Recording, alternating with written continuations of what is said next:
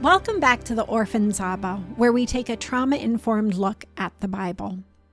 Though this podcast is going to look at scriptures throughout the Bible, today we're going to look at a passage that takes place just a few pages from our first episode and our discussion of Moses and his calling to lead the Israelites out of Egypt. In that episode, we talked about the grief and loss that came with Moses' cross-cultural adoption. And even though that adoption saved his life, it also created some pain of separation. We looked at how God taught Moses how to trust him. And then we talked about how we can turn to God and trust him in our own pain and grief and loss as well. Well, today we're going to discuss another familiar story, the Israelites' wilderness wanderings. But we're not going to look at it just from a perspective of faith or even history.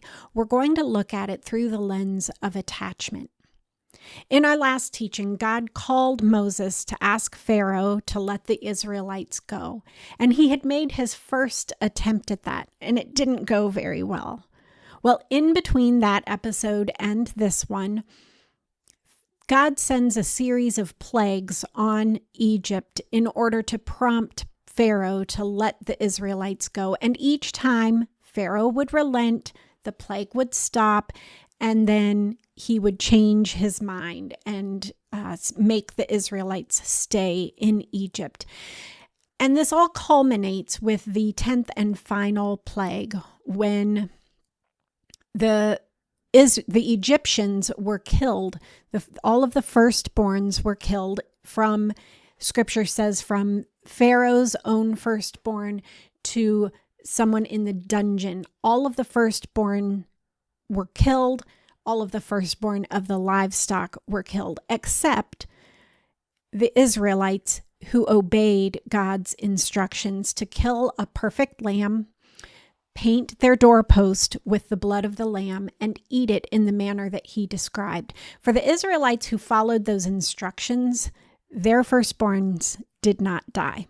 Well, as you can imagine, waking up in the middle of the night, the outcry that was taking place all throughout Egypt. And finally, Pharaoh says, "Get out of here. I'm done fighting your God." And so that's where we're going to pick up this story today, is with the Israelites' journey out of Egypt.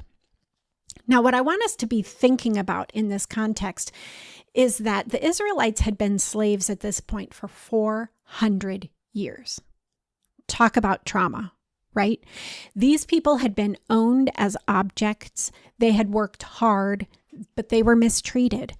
And I'm sure they had to have felt abandoned by God year after year of serving the Egyptians. And no doubt they needed to learn to trust God again. So in order to understand the passage we're going to look at today from a trauma-informed perspective, I want to explain the attachment cycle. In a healthy family, a baby is born, and when it cries, the mom feeds it, and it stops crying. And then a little bit later, the baby cries, and dad changes a diaper, and it stops crying. And then it cries again, and mom burps it, and it stops crying. As any of you who are parents know, this cycle is repeated thousands of times. And this allows the child to understand that there's somebody there who's taking care of them. And this knowledge frees the child up. It communicates to the brain that they are safe. And so their brain doesn't get stuck in survival mode. It's actually able to grow and develop the way God designed it. Well, when this attachment is ruptured, it creates all kinds of problems that affect the development. It affects a child's physical health.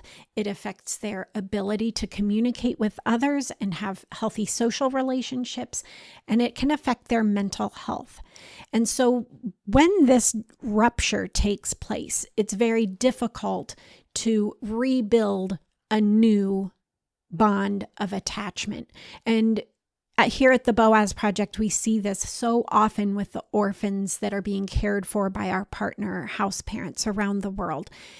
It takes a lot of effort for them to rebuild this trust that frees that child's brain to come out of fight or flight and go ahead and grow and develop and feel safe and secure.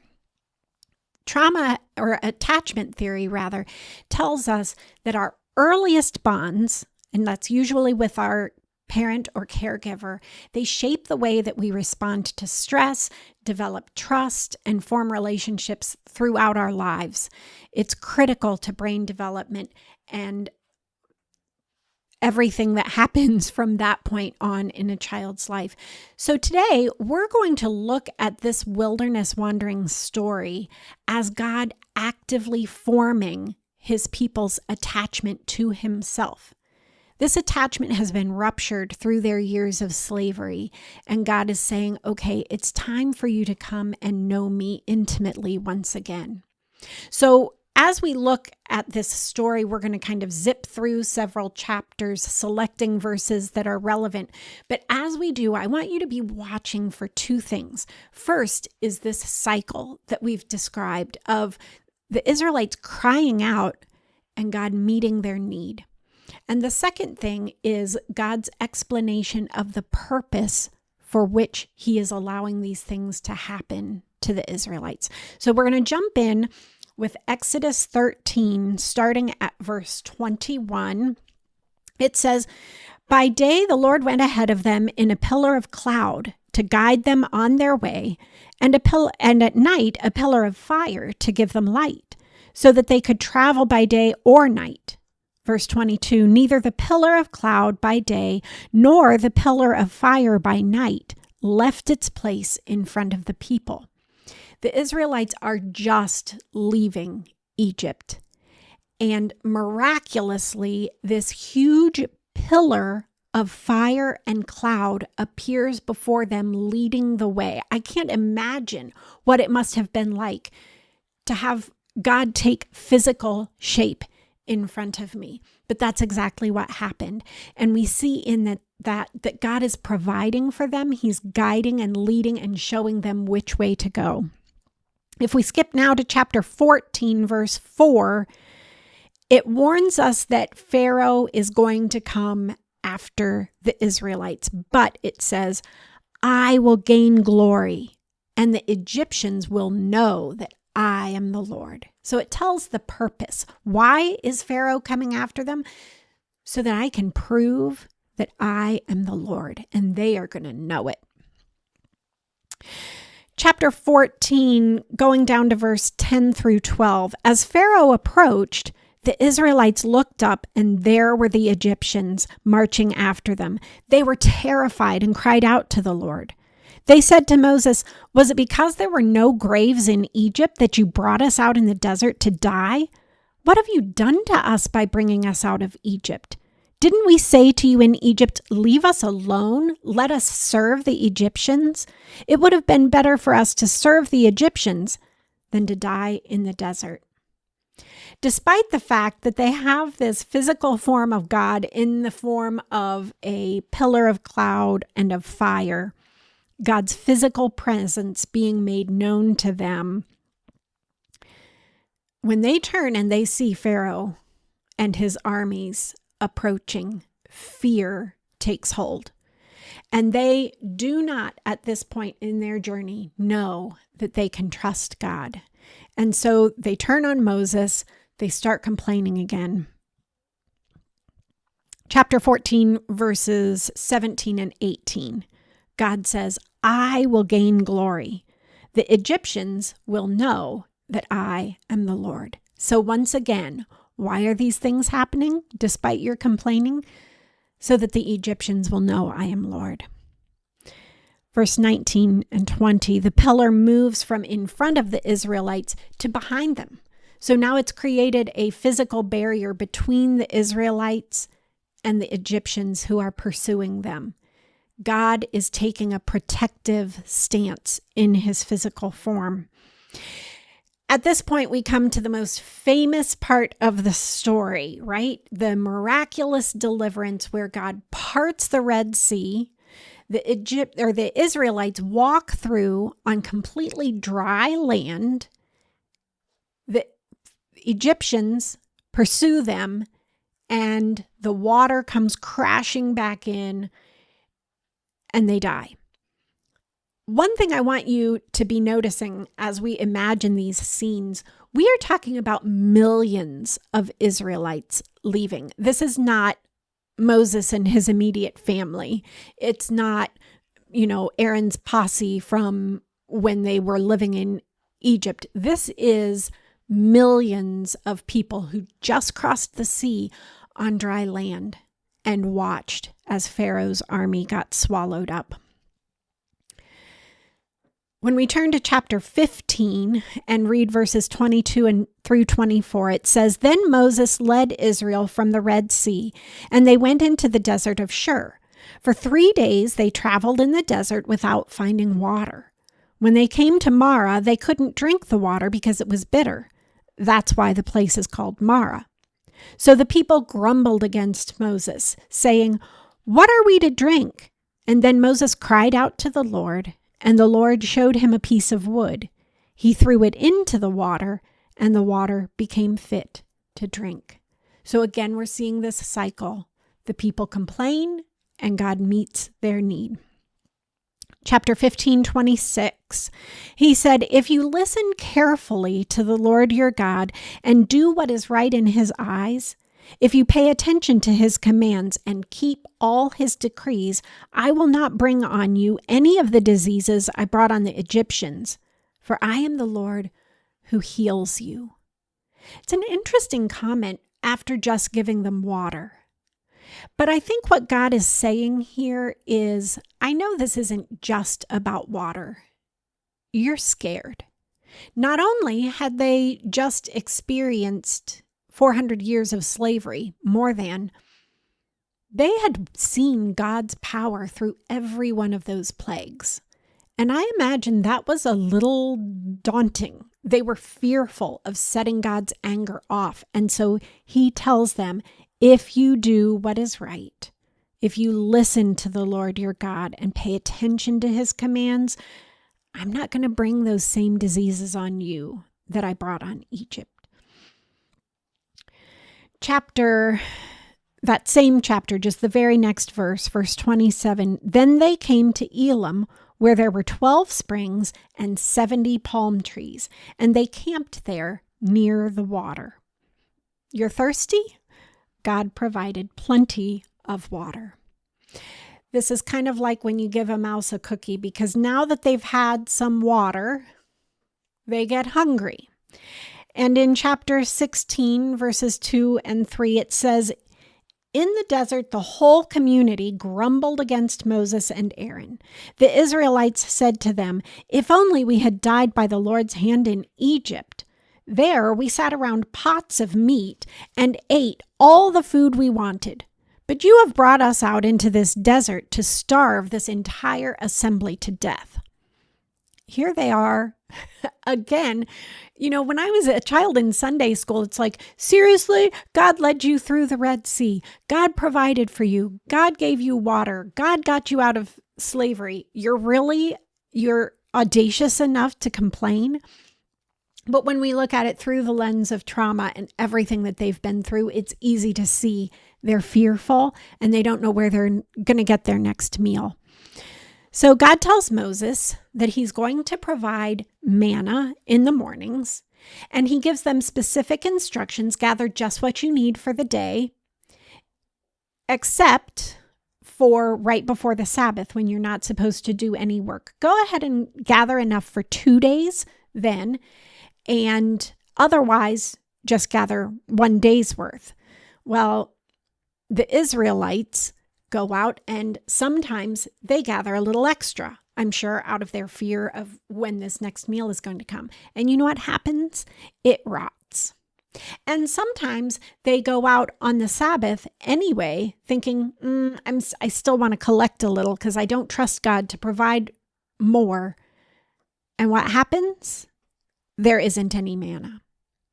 This is where we see the Israelites not trusting God, but testing him. And every time that they cross a line and disobey what God says, it backfires on them. Moses draws the Israelites' attention to this cycle of God's provision every time they cry out. He, of course, was not familiar with the attachment cycle that therapists talk about, and yet he was drawing their attention and saying, look, time after time, God has proven faithful. Now we skip to chapter 16, verses 6 to 9. So Moses and Aaron said to all the Israelites, in the evening you will know that it was the Lord who brought you out of Egypt. Do you hear the purpose? You will know. And in the morning you will see the glory of the Lord, because he has heard your grumbling against him. Who are we that you should grumble against us? Moses also said, you will know that it was the Lord when he gives you meat to eat in the evening and all the bread you want in the morning, because he has heard your grumbling against him. Who are we? You're not grumbling against us, but against the Lord. Then Moses told Aaron, say to the entire Israelite army, come before the Lord, for he has heard your grumbling. While Aaron was speaking to the whole Israelite community, they looked toward the desert, and there was the glory of the Lord appearing in the cloud.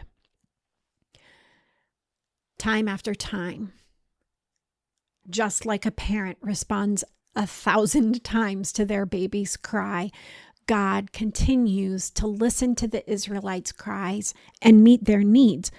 He's still hanging out with them in a very physical presence. Chapter 11 says, the Lord said to Moses, I have heard the grumbling of the Israelites. Tell them, at twilight you will eat meat, and in the morning you will be filled with bread. Then you will know that I am the Lord your God. God sends manna every day. He hears and he answers their prayers, and he explains the purpose behind what he's doing.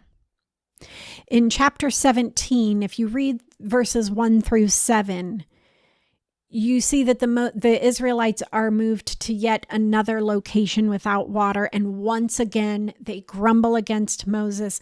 Moses gets fed up. God provides water from a rock. The Israelites' disobedience mounts when Moses goes up Mount Sinai to receive the 10 Commandments from God. And while he's gone, the Israelites create a golden calf to worship instead of worshiping God. And this is the concrete evidence that they have not yet learned to trust God. In fact, it's going to take 40 years of wilderness wanderings in order for the Israelites to learn to trust God. And yet, through this process, we see the very things that psychologists today are saying you should do to help establish attachment with a child. We're seeing that God modeled it first. He answered every cry and every complaint. And he built attachment through provision. He gave them manna and quail and water from rocks. He was training them to trust him. God wasn't just giving them bread. He was saying, you can count on me. In addition to providing their physical provisions, he offered them his presence. There was a pillar of cloud by day and of fire by night. And wherever the cloud went, they went. And when it stayed, they stayed. He was training the Israelites to orient their lives around his presence, just like a securely attached child orients around their parents' presence. In addition to the provision and the presence, God provided boundaries for them. The laws that he gave them on Mount Sinai and even the rules for collecting manna weren't in order to restrain them or make them feel like they were back in slavery. They were boundaries created to give them freedom within. Just as a loving parent tells a child not to touch a hot stove, he knows what's in their best interest, and he's training them to stay within that. But in addition to his provision and his presence and his boundaries, there was dependence. He created a scenario in which the Israelites were forced to depend on God. And for someone who's insecurely attached, that's terrifying. They didn't have a plan B. They didn't have allies out here in the wilderness to protect them. They didn't have fertile ground that they could plant and reap from. They were completely 100% dependent upon God. And that had to feel like they're giving up some measure of control. But they had to learn that their survival doesn't depend on me. It depends on God. And so we see that God's mission in this story was not simply to get the Israelites from point A to point B, from Egypt to the promised land. It was also to reparent them. It was to teach them what secure attachment looks like so that they could trust in their God. It looked like constant provision, his presence, safe boundaries, and dependence on him alone. But you see, the wilderness is not just the Israelites' story. It's yours and it's mine too. And in every dry place, every desert of uncertainty, God is still the faithful parent. He is providing and guiding and correcting and holding us near. Like Israel, we're being trained to form a secure attachment to God, to trust his daily provision, his constant presence, his loving boundaries, and his invitation to depend on him. In the end, he will receive glory, and we will know anew that he is God and he is worthy. Thanks for listening. If you found this episode helpful, I'd ask that you would share it with someone who might be encouraged by this information. I also want to encourage you to watch the next episode, in which some friends of mine will address this same topic, but from a unique perspective. Also, I wanted to let you know that for the last episode of this season of the Orphan's Abba, we will be addressing listener questions. So if a question popped up during this episode or any episode, feel free to drop that in the comments section and we'll address it at the end of the season. Until then, remember, your Abba Father loves you.